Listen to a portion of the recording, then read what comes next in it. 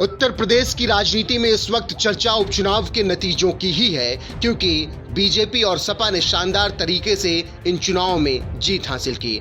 अब एक बार लोकसभा और विधानसभा उपचुनाव के नतीजों के बाद रामपुर और मैनपुरी में सपा और भाजपा फिर से आमने सामने होंगे और इस बार मौका होगा शहरी निकाय चुनावों का और दोनों दल एक दूसरे को हराकर हिसाब बराबर करना चाहेंगे।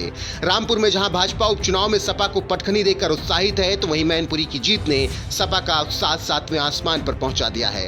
हालांकि पिछली बार हुए शहरी निकायों के नतीजों पर गौर करें तो रामपुर में सपा का दबदबा रहा, जबकि मैनपुरी में बीजेपी ने जीत हासिल की थी।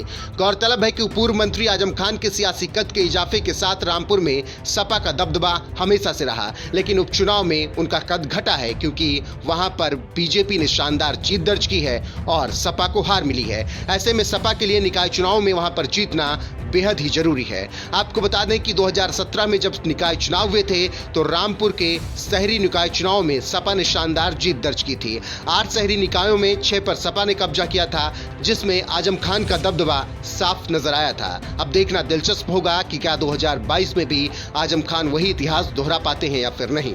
वहीं मैनपुरी लोकसभा चुनाव में डिंपल यादव की जीत ने सपा को उत्साहित कर रखा है, इसीलिए अखिलेश यादव निकाय चुनाव में भी दम लगाने के लिए तैयार हैं। बात करें 2017 में जब शहरी निकाय के चुनाव हुए थे, तब भाजपा ने अपना यहां पर असर छोड़ा था। ऐसे में ये देखना रोचक होगा कि उत्साहित सपा भाजपा का मुकाबला किस तरीके से करती है। फिलहाल निकाय चुनाव पे सबकी नजरें टिक गई हैं, क्योंकि यहां पर एक बार फिर से दो धुर विरोधी पार्टियां आमने सामने होंगी।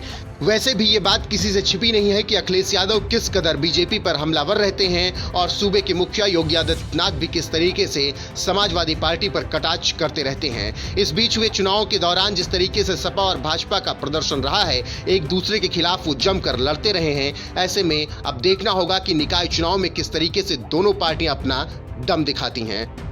हालांकि बीजेपी निकाय चुनाव में मजबूत नजर आ रही है। ऐसे में अब जब तारीखों का ऐलान होगा तो देखना होगा कि दोनों पार्टियां किस तरीके से रणनीति बनाती हैं। फिलहाल आप कमेंट करके बताएं, निकाय चुनाव में कौन बाजी मार सकता है, सपा या बीजेपी।